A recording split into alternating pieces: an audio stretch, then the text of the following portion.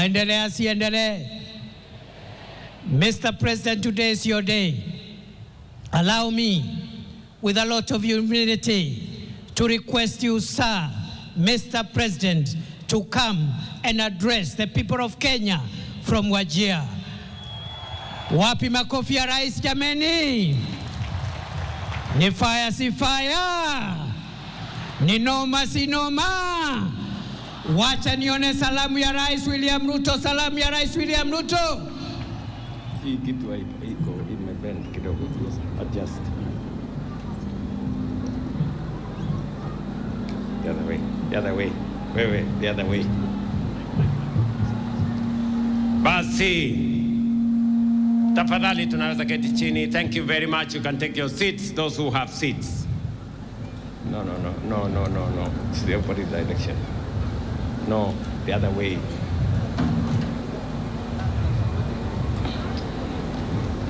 Ndugu wananchi wa Wajir, hamjambo? Wajir hoye! Wajir hoye! Ni leo si leo. Assalamu alaikum. Asanteni sana. This is Wajir County, and this is Kenya. This is what we meant when we said we would leave no one behind. The great people of Wajir County, distinguished leaders, ladies and gentlemen, today we make history. For the first time in 63 years of self-rule and national celebration, Madaraka Day is being hosted here in Wajir, in the heart of northern Kenya. This is not a mere ceremonial gesture. It is a national declaration. It is a moment of affirmation that Madaraka, our freedom, our dignity, our self-determination was never meant for some Kenyans and not for others. It was never meant for some regions and withheld from others. Madaraka belonged, still belongs, and will forever belong equally to every single Kenyan. Fellow citizens, on Madaraka Day in 1963, our freedom fighters did something consequential. They secured the transfer of political authority from colonial hands into African hands and into Kenyan hands. But self-rule was never simply about changing who holds power. It was about beginning the long but necessary journey of building a nation worthy of the sacrifices that secured its freedom. That promise, that work in progress, is the reason we are here today in Wajir. Decades after independence, this region was left behind through neglect, marginalization, discrimination, and policy failures. Sessional paper number 10 of 1965 entrenched a development paradigm that concentrated development in the so-called high potential areas.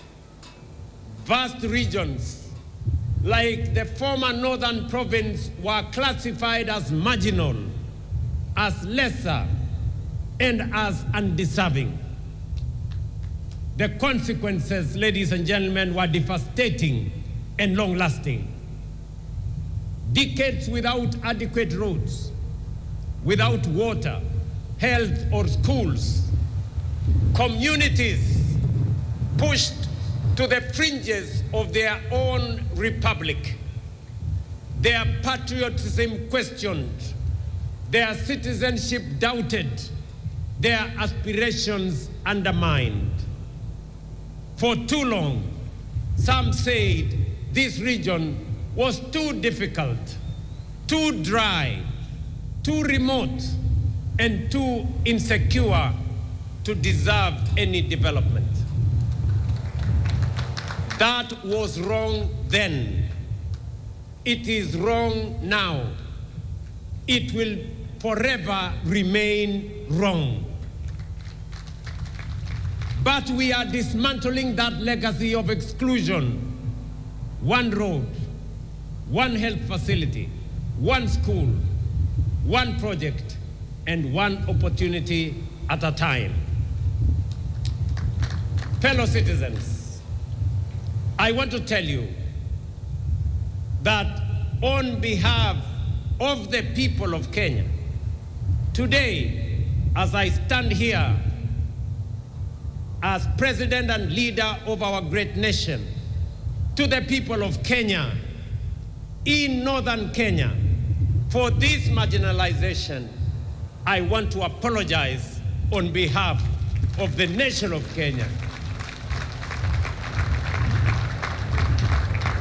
Poleni sana ndugu zetu. It was never meant to be this way. And as my brother governor has said, this has been a very emotional moment for me.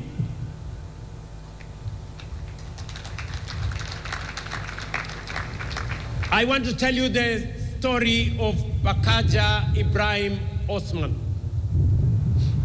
He was born here in Wajir, east of this county in the early 1960s. His parents were born here, but for years, every time Osman went to apply for identity card, the most basic document of citizenship, he was treated not as a Kenyan, but as a suspect, an illegal alien. Every time he was asked for extra documents, subjected to additional vetting, and sent from office to office year after year. Osman was not alone. For more than 6 decades, this was the lived experience of hundreds of thousands of Kenyans in northern Kenya. Citizens were forced to prove they belong through a system built on suspicion, ethnic profiling, and bureaucratic humiliation. How could Osman and countless others like him be expected to pursue their dreams and build their future? The Constitution of Kenya says clearly, every Kenyan, regardless of their ethnicity, religion, or geography, deserves equal protection, equal dignity, and equal treatment under the law. That is why in February 2025, right here at Orahes grounds in Wajir town, I signed the Presidential Declaration on registration and issuance of IDs and birth certificates in northern Kenya and other counties, ending that system of discrimination. The results, ladies and gentlemen, are already being felt.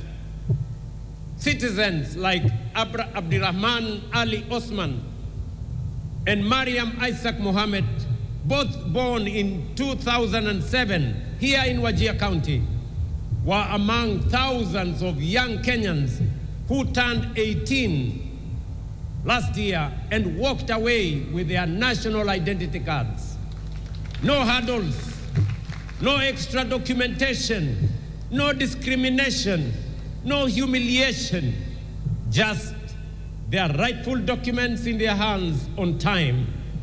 That is how it should work. That is how it must work. That is how it will work for every Kenyan in every part of our republic. But let me be direct about what that decision was not. It was not an invitation for foreigners to acquire Kenyan documents illegally. Kenyan identity cards will only be issued to legitimate citizens of this republic. Our commitment to justice and inclusion goes hand in hand with our duty to protect the integrity of our national identity and the security of our country. We did not abolish verification of citizenship. We abolished discrimination. We abolished the targeting of entire communities simply because of their ethnicity or place of birth. A strong nation does not choose between security and justice. A strong nation protects both. That is exactly what we are doing. Today, people like Osman and Mariam no longer feel like strangers in their own country. They feel seen and heard. They feel recognized. They matter and they belong.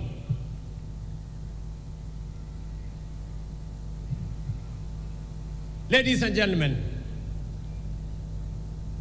yet we know that inclusion does not end with recognition.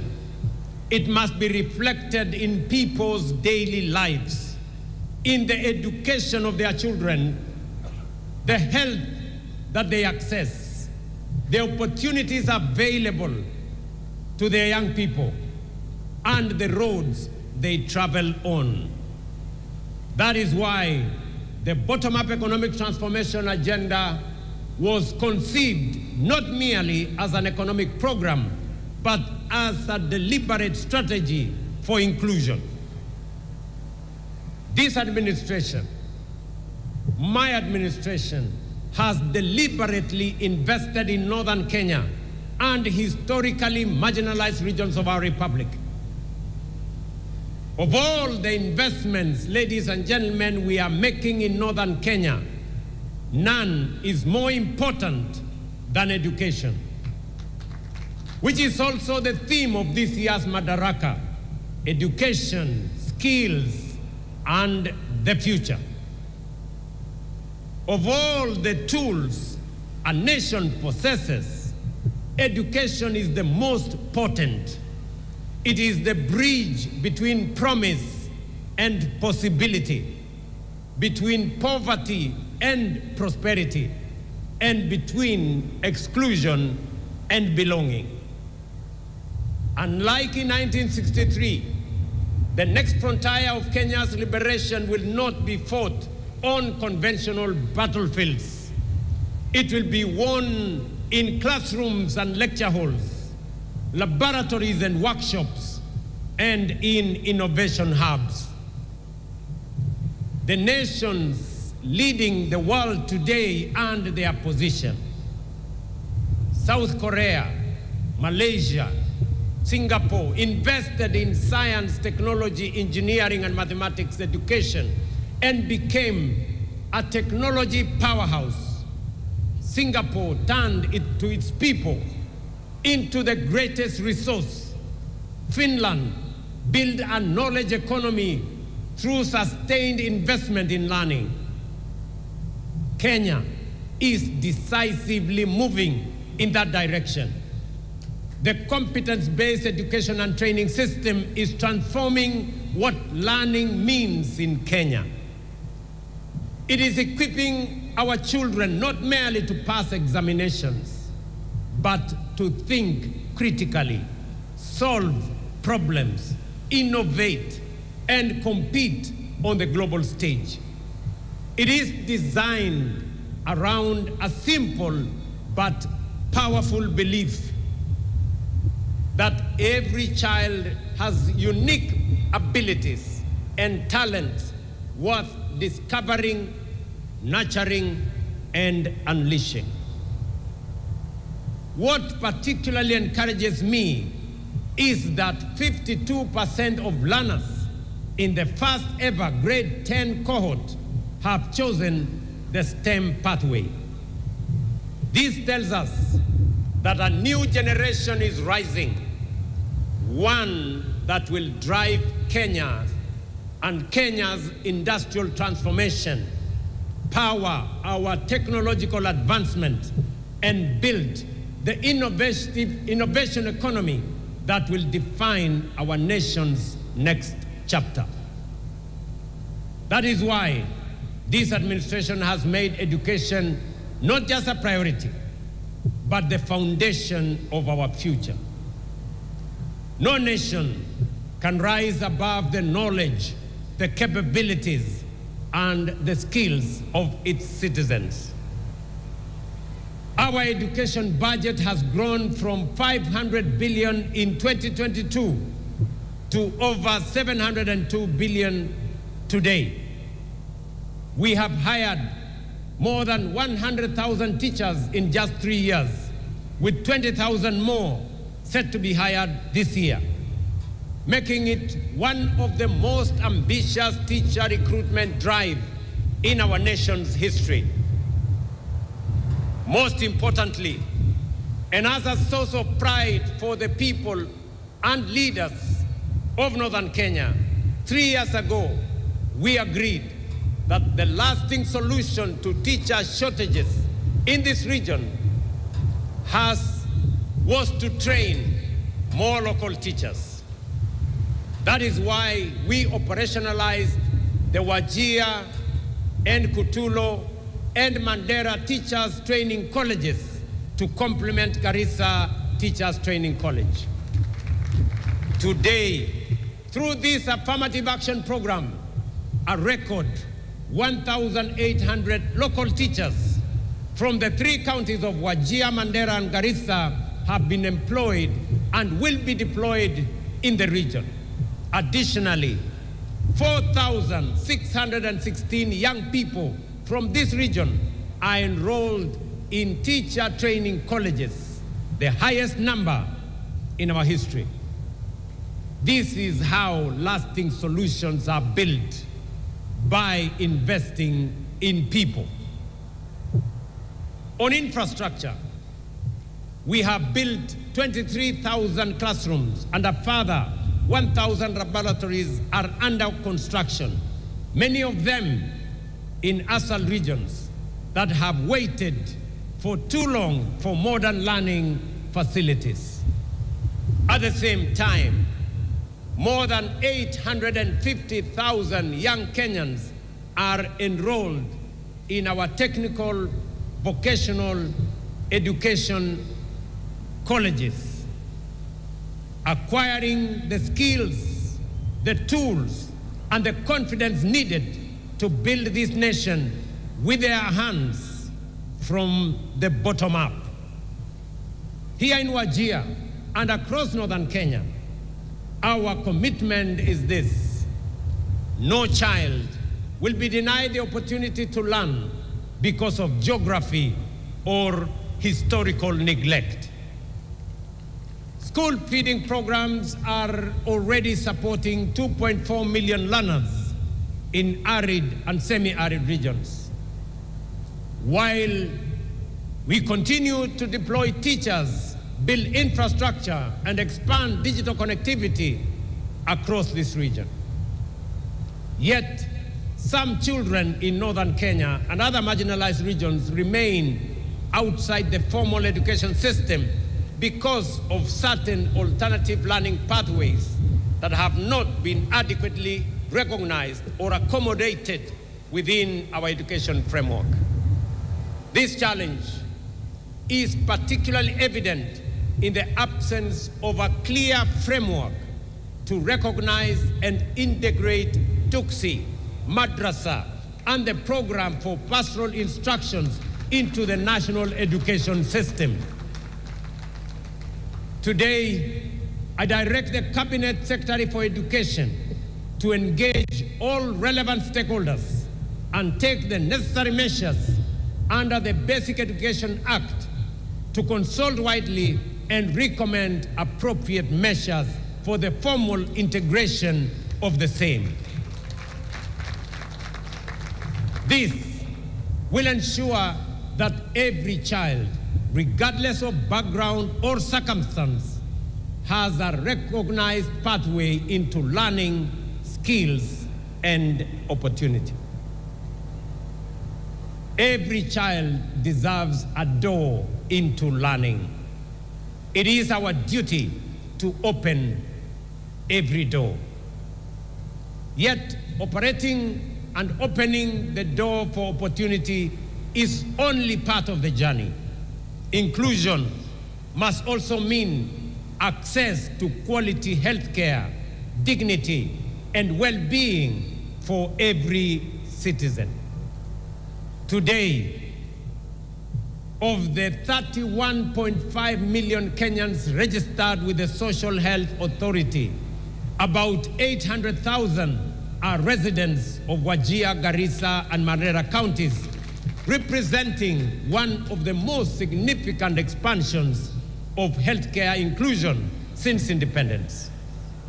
To date, SHA has paid 8.1 billion Kenya shillings in claims for services provided in these 3 counties, demonstrating the transformative impact of this reform on access to quality healthcare. Beyond healthcare, ladies and gentlemen, inclusion must translate into opportunity for our young people. Already, more than 2,500 youth across all 30 counties of Wajir County have benefited from the Nyota program through business support, capital, training, and mentorship. Across Wajir, Garissa, and Mandera counties, more than 7,200 young people are beneficiaries. We are also investing in Jitume digital hubs, ICT centers, digital skills programs, and digital infrastructure so that a young person in Wajir can compete with any person in Kenya and globally. Through the labor mobility program, we are opening pathways to jobs, skills, and international experience. Our message to the young people of Northern Kenya is simple. Your future will not be defined by geography. It will be defined by your talent, your skills, and your determination. But talent and determination flourish where opportunity is accessible and infrastructure is strong. That is why we are investing not only in people, but also the foundations of economic transformation. Today in Wajir County, through our affordable housing program, we have invested 15.6 billion shillings in the development of 4,600 housing units, including markets and including hostels, which are at various stages of procurement and construction. This is the largest housing development Wajir has witnessed since independence. One of these projects, located just 3 kilometers from here, stands as a visible symbol of our commitment to ensuring that development, opportunity, and decent living are not reserved for only a few regions. These projects are creating jobs for our young people and generating opportunities for local enterprises. But this is only one part of a much larger transformation. Across Wajir, Garissa, and Madaraka counties, projects valued at approximately 38.5 billion are currently at various stages of implementation. These investments are delivering affordable housing, student accommodation, modern markets, police housing, classrooms, and other supporting infrastructure that will improve lives, expand economic opportunity, and accelerate the region's development. Alongside housing and other social investments, we are investing in the infrastructure that connects communities to opportunity. That is why connectivity remains central to northern Kenya's transformation. For decades, distance was used to justify exclusion. Today, we are defeating distance. With a 750-kilometer northern Kenya gateway corridor linking Isiolo, Wajir, and Mandera, we are undertaking the most significant and consequential road investment in this region since independence, and connecting communities that were once isolated from markets, from investment, from development, essential services, and economic opportunity. This investment of road, this single road, is going to cost the government of Kenya close to 100 billion Kenya shillings. Si munajua ile barabara ya kutoka Isiolo, ile inakuja Modokasha, inateremuka inaenda Samata, alafu inatembea hapa Abaji, iende Kotulo, iende Kobo, iende Elwak, Gare, alafu ifike kule Mandera. Yes. Na pia ile barabara inatoka kule Lamu kuja Garissa, iende kula Mawe na kuungana na hii barabara pale Isiolo. Ladies and gentlemen, this is more than a road project. It is a bridge between exclusion and opportunity, between neglect and investment, and between the Kenya that was and the Kenya that we are building together. And then there is livestock. Here in Wajir and across northern Kenya, livestock is more than an economic activity. It pays school fees, feeds families, creates jobs, drives trade, and in difficult times, sustains entire communities. The sector contributes about 12% of Kenya's GDP and 42% of agricultural GDP. In the ASAL counties, it accounts for more than 90% of employment and above 95% of household incomes. Yet for decades, pastoralism was regarded as one of Kenya's most valuable economic assets, while receiving limited support in animal health, markets, infrastructure, and financing. We are changing that through one of the most significant livestock restocking programs in recent years.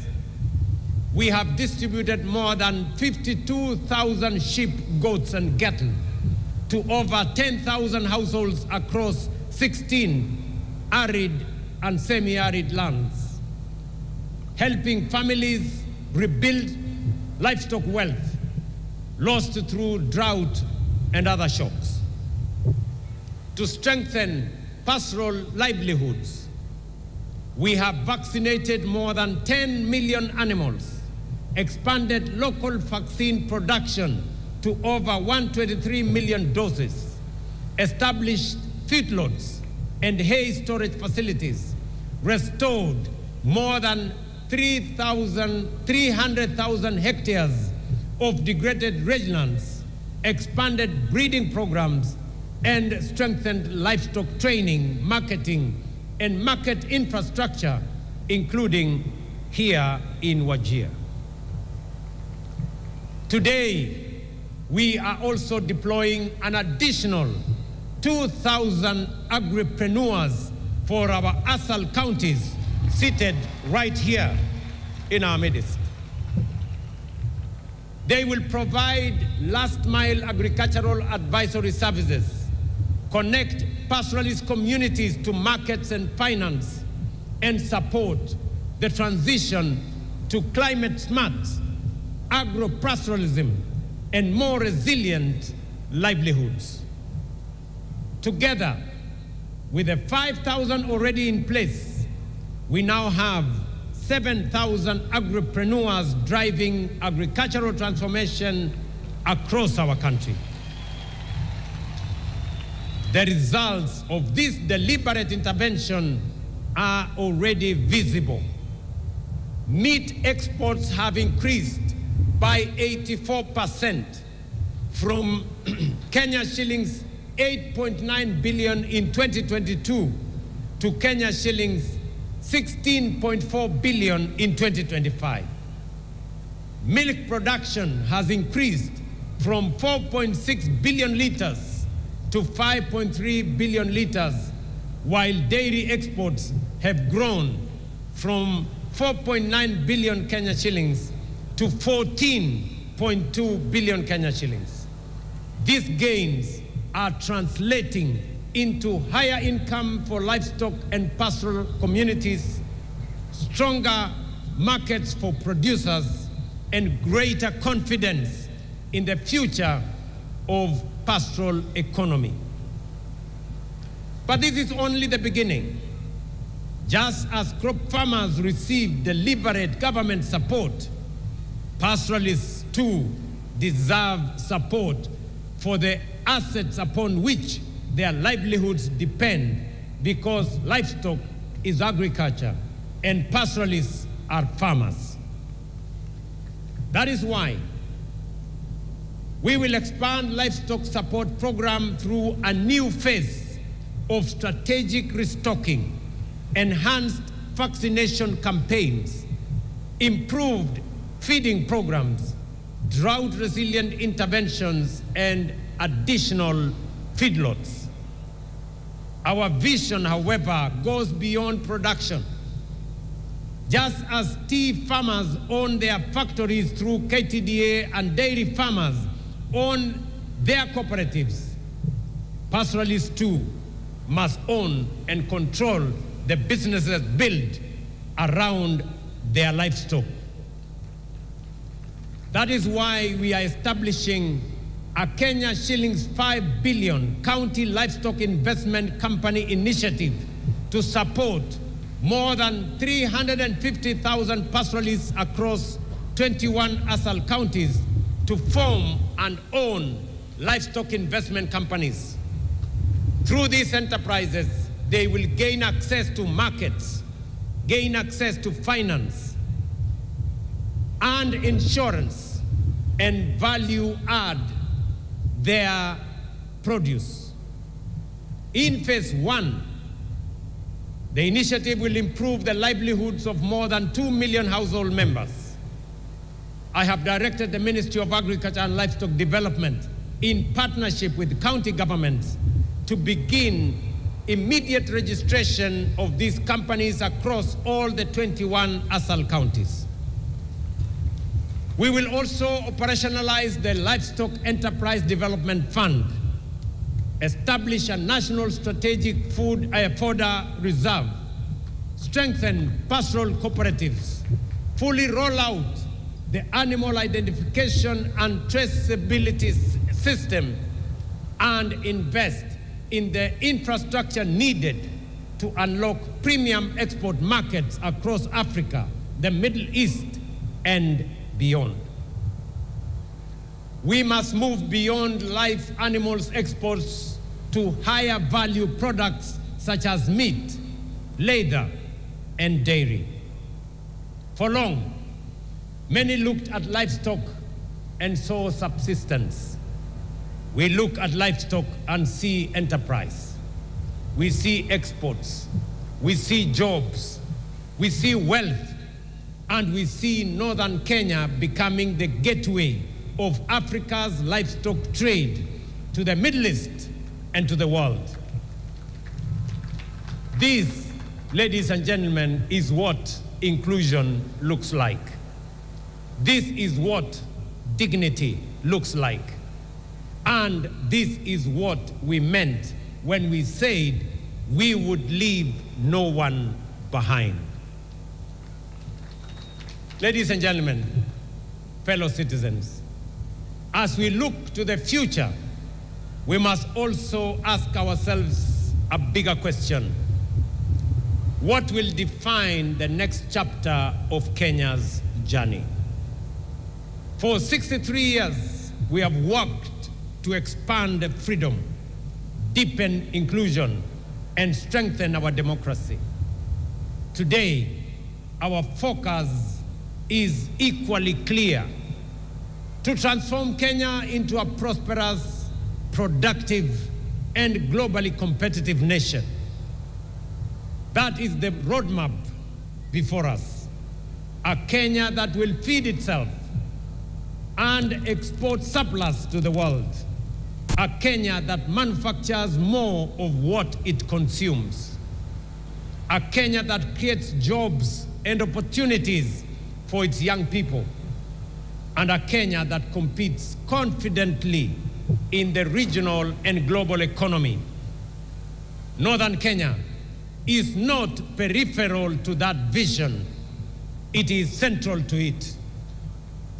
For too long, Northern Kenya was viewed through the lens of scarcity. Today, we recognize its immense potential in renewable energy, livestock production, irrigated agriculture, trade, logistics, and regional commerce. Its strategic location at the crossroads of Kenya, Ethiopia, and Somalia places it at the heart of regional connectivity and economic opportunity. Positioned along the Lapsset corridor and between the Lamu and Turkana oil frontiers, Northern Kenya serves as a gateway to regional and global markets. Its people possess the resilience, the enterprise, and the determination that have sustained communities through some of the most challenging conditions anywhere that is imaginable. The future of Kenya's growth lies in unlocking the full potential of every part of our republic. That is why we are investing deliberately in Northern Kenya. Fellow citizens, if we are to unlock that potential, one resource will be fundamental: water. Water means irrigation. Water means food production, industry, resilience, and opportunity. That is why my administration has set the ambition to build 50 mega dams across the country, 200 medium and small dams, and thousands of micro dams. Projects that will bring 2.5 million additional acres under irrigation and food production and export production within the next 5 to 7 years. These dams, many in northern Kenya, including Isiolo on the Ewaso Nyiro Basin, the High Grand Falls Dam on Tana River, the mega dam on River Dawa in Mandera, right here in Wajir not to be specific, Butte Dam that has been in the work for many years, the Sikli Canal in Garissa, Lowat in Turkana, Narosura in Narok, Aror in Elgeyo Marakwet are among the many that are in our priority list. Each of these dams is a statement that no county is too remote to deserve investment, and no river too far to be harnessed for the good of Kenya. What was once called remote will become strategic, and what was once neglected will become indispensable to our food security, our prosperity, and the future we are all building together. Fellow citizens, 63 years ago, our founding generation secured political freedom. Our responsibility is to ensure that every Kenyan experiences the full promise of that freedom. Freedom from exclusion, from neglect, from discrimination, and freedom to learn, work, and build a better future for ourselves and for our families. For decades, some parts of our country were told they were too distant, they were too dry, too difficult, or too marginal to matter. Today, from Wajir, Kenya rejects that thinking. We affirm that no community is peripheral to our national story. No child is too far away to deserve opportunity, and no citizen is too distant to deserve dignity, and no county is too remote to deserve development. From Busia to Mandera, from Turkana to Kwale, and from Kisumu to Mombasa, every corner of this great republic matters, because every Kenyan matters. Wajir is not the age of Kenya. Wajir is Kenya. Northeastern is Kenya, and Kenya belongs to all of us. Ndugu zangu watu wa Wajir, mimi nimefurahi sana. This has been a great moment. This has been one of the most consequential Madaraka days that I have attended.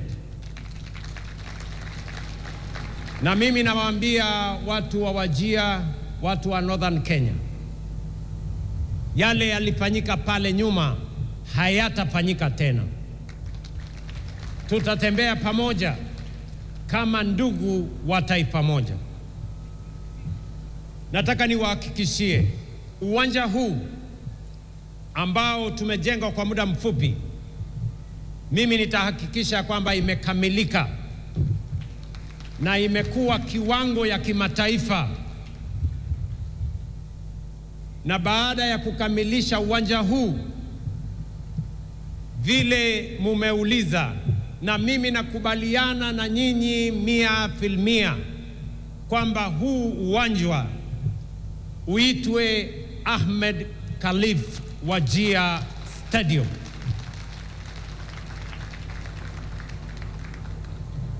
Mbali na uwanja huu ambao tunajenga na zile miradi nyingine yote ambayo yanaendelea katika kaunti hii na Northern Kenya kwa ujumla,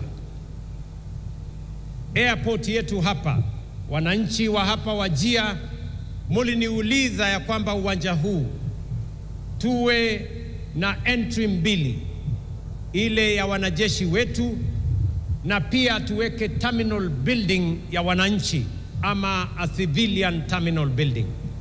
I want to confirm to you that we have provided the necessary resources. We have done the necessary preparation, and before the end of this year, you will have a working civilian terminal for the use of the people of Wajir County and their visitors. Vile vile, nataka nitangaze nikiwa hapa Wajir.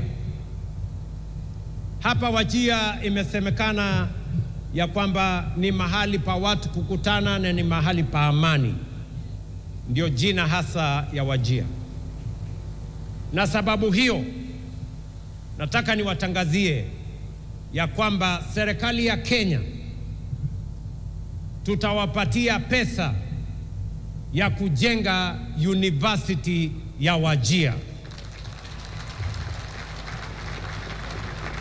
And that program is going to begin this year. Nyinyi kama watu wa Wajir mutanisaidia kuamua na mutenge ardhi ambayo inatosha kujenga university itakayosaidia katika kuendesha maendeleo ya sehemu ya Northern Kenya na jamhuri yetu ya Kenya kwa ujumla. Mimi nataka niwashukuru ndugu zangu watu wa Wajir. Sijawahi kutoa machozi kwa mkutano wa Madaraka, lakini leo imekuwa tofauti. And I feel you. I feel this moment. And I feel the people of Northern Kenya.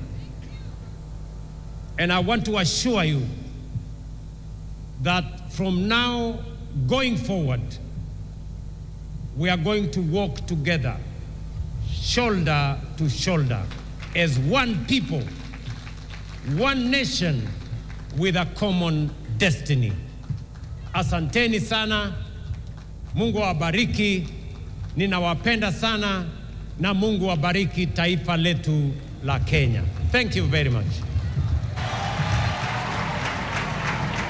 Nitaomba sote sasa tusimame ili tumalize sherehe yetu kwa wimbo wa taifa.